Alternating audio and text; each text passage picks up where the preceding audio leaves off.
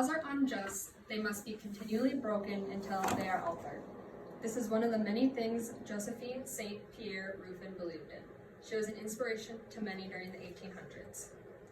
We have all heard about the difficulties women and colored people especially had to go through back in the 1800s. But have we ever thought about who was behind the changes that we see in today's society? After reading many articles and documents about Josephine, I believe she had a huge impact on African American lives, and mostly African American women. Josephine Ruffin greatly affected African American women and the worldwide culture in a positive way through the African American suffrage movement.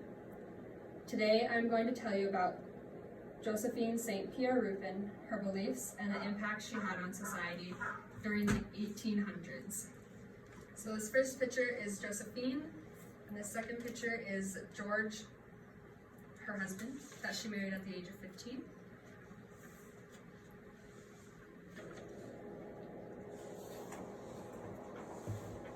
Josephine was born into a leading family and got married to George Ruffin at the age of 15. Her husband was the first African American to graduate from Harvard Law School and the first Black municipal judge in Boston. During the Civil War, Josephine and her husband were both involved in civil rights causes, charity work, and Josephine was involved in women's suffrage movement, where she worked with Susan B. Anthony and Elizabeth Stanton. According to the Black Post article, in the 1890s, she edited the Woman's Era newspaper, which is this paper, that was published for African American women. She and her daughter also founded the Women's Era Club, that was a national organization for Black women. She wanted to change the era for colored women through clubs and other organizations, to make society realize they should all be treated equally. Through her beliefs, she gained a great vision for her and the African American women in the country. At a very young age, Josephine had a vision for the world. Her vision was for African American women to have the same rights as everyone else around them. According to the Women Hall of Fame, her interest was the developments of African American women in New England and nationwide. Along with the Women's Era Club, she also organized the National Federation of Afro-American Women, and its mission was to demonstrate the large number of educated, cultured African American women.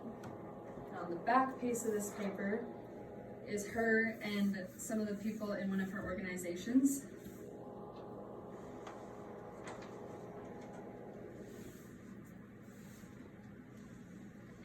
A quote from Josephine at a founding meeting was, "We are women, American women, as intensely interested in all that pertains to us such as all other American women. We are not alienating or withdrawing, we are only coming to the front, willing to join any others in the same work and welcoming any others to join us." After many years of hard work, Josephine showed that she had a huge impact on society and the way people treated others. Through all of her hard work, the Colored Women's League of Washington emerged, and that formed the National Association of Colored Women, and Ruffin was elected as the vice president. Eventually, her hard work and many others for wanting to help Black women led to the 13th Amendment, which banned slavery, the 14th Amendment, which granted citizenship and equal rights to African Americans and slaves who had been emancipated after the Civil War, the 15th Amendment, which granted African American men the right to vote, and the 19th Amendment, which shall not deny the right to vote no matter race or gender.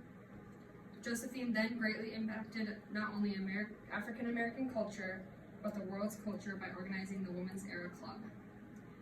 Josephine had a very interesting life focused on her beliefs, visions, and the impact she had on society.